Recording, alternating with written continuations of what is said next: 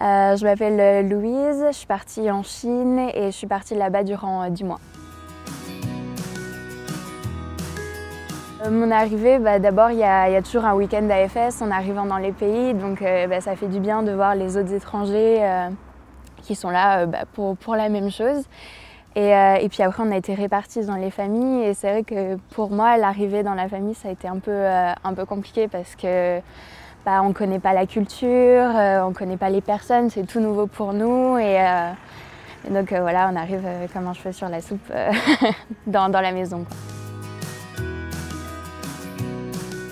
Justement, je suis partie en Chine sans préjugés. Je me suis dit, c'est vrai que la Chine, on a plein de clichés dessus et c'est pas forcément les bons, c'est pour ça que ça s'appelle des clichés. Et je me suis dit, je veux vraiment pas partir avec des idées préfaites. Et je veux apprendre, je veux faire ma propre idée. C'est aussi pour ça que j'ai choisi la Chine. Et j'ai pas été déçue d'avoir fait ce choix. Ça s'est très bien passé parce que les Chinois et surtout les jeunes sont très accueillants. Ils sont toujours là pour poser des questions malgré la quantité de travail qu'ils ont. Et j'ai eu dans ma classe des gens géniaux qui ont toujours été adorables avec moi, des bons amis avec qui je suis toujours en contact. Et ça fait vraiment plaisir de voir que même avec la barrière culturelle, il y a, qu'on s'entend toujours.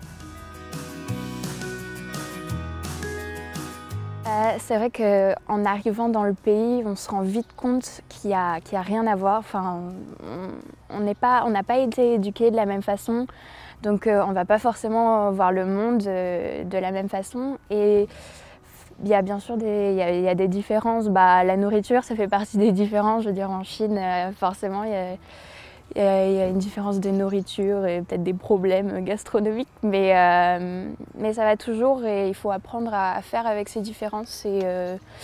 Et moi, je partais pour ça, pour les différences et la nouveauté. Au niveau de la longueur de la journée à l'école en Chine, c'est à peu près la même en fait. Souvent, nous, en échange, on va dans une classe de première ou de seconde parce que les terminales travaillent beaucoup. Ils font des journées de 7 heures à parfois 22 heures. Donc c'est très long. Donc on est dans des classes de première qui ont c'est la même longueur que des premières en France. Et après, l'éducation là-bas, ça se base surtout sur l'apprentissage, sur le par cœur. Alors qu'en France, on nous demande souvent de réfléchir beaucoup, de trouver la solution. Et donc c'est pas basé sur les mêmes règles d'apprentissage. J'ai retiré beaucoup de leçons, bonnes comme un peu moins bonnes de cette expérience. Et c'est vrai qu'en faisant un récapitulatif de l'expérience, c'est extraordinaire.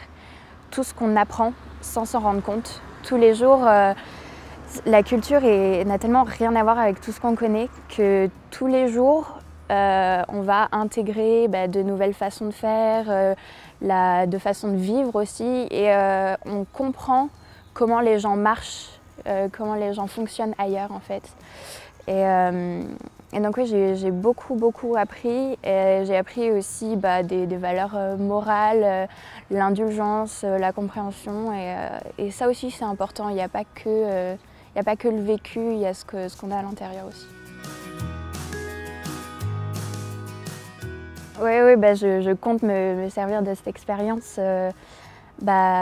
pour travailler plus tard. J'aimerais retourner en Chine, continuer à visiter parce que c'est un pays qui est sublime et il y a tellement de choses à faire là-bas. Après, pour le travail, j'aimerais travailler dans le commerce, donc il y a beaucoup d'opportunités aussi. Oui, parce que d'un côté, c'est 10 mois de ma vie. Et je suis pas bien vieille, 10 mois c'est long et c'est vraiment une grande partie de ma vie et c'est une expérience qui est forte et qui nous touche beaucoup, qui nous change beaucoup. Alors forcément on l'a tous vécu d'une façon différente et c'est quelque chose qui nous marque. Ce qui me manque de temps en temps, et ça me prend, c'est un besoin de nourriture chinoise. Parfois, je me retrouve en cours et je fais mince, je mangerais vraiment des jiaozi là, maintenant. Et en fait, bah non, il n'y en a pas, c'était il y a quelques mois. Et puis, même si on en trouve en simili en France, ça ne sera pas les mêmes. Donc c'est des choses qui me manquent, comme la relation que j'avais avec ma sœur d'accueil là-bas. D'habitude, je ne dis même pas ma sœur d'accueil, c'est ma sœur. Parce qu'on a tellement créé quelque chose ensemble. On allait manger des jiaozi ensemble au petit restaurant du coin. Et c'est vrai que c'est ce genre de relation ou d'habitude qu'on a là-bas et qui bah, quand on y repense, fait mince quoi, il faut que j'y retourne. J'ai appris un peu le chinois. Alors je suis partie, j'avais aucune base. Vraiment, je suis partie, bon, on saute dans le grand bain. Et bah, j'avais appris au cours de l'été quelques mots. Et en fait, je suis arrivée là-bas et je me suis rendu compte que soit c'était des formulations qu'on n'utilisait jamais, soit que je les prononçais extrêmement mal. Donc je suis arrivée, bon bah c'est parti, encore à zéro. Et en fait, bah, on se rend vite compte que c'est une langue compliquée avec la prononciation, l'écoute, l'écrit, la lecture. Et c'est aussi une langue extrêmement intéressante parce que derrière, il y a aussi une certaine logique dans l'écriture, une évolution. Et je dois avouer que bah, le chinois, forcément, c'est compliqué, mais il faut s'y mettre. C'est des caractères à apprendre par cœur, à écrire non-stop. Mais c'est une belle langue, intéressante. Et il faut savoir que pour se débrouiller en Chine, il n'y a pas besoin de parler la langue. Il y a aussi un peu d'anglais, des gestes, tu peux traduire sur ton téléphone. Ça aide toujours et les gens sont très compréhensifs avec les étrangers. Et ils seront toujours là pour aider en fait. Dans la ville, moi il y a toujours des gens, pardon, vous êtes perdu, vous avez besoin d'aide. Bien sûr, c'est par là. C'est vraiment agréable. Pas besoin de parler la langue pour se débrouiller. Je me suis très longtemps posé la question et j'ai très longtemps hésité. Et en fait, faut pas se dire c'est une année de perdu, parce que ça l'est pas. On grandit tellement durant ces 10 mois, on apprend tellement de choses sans même s'en rendre compte parfois.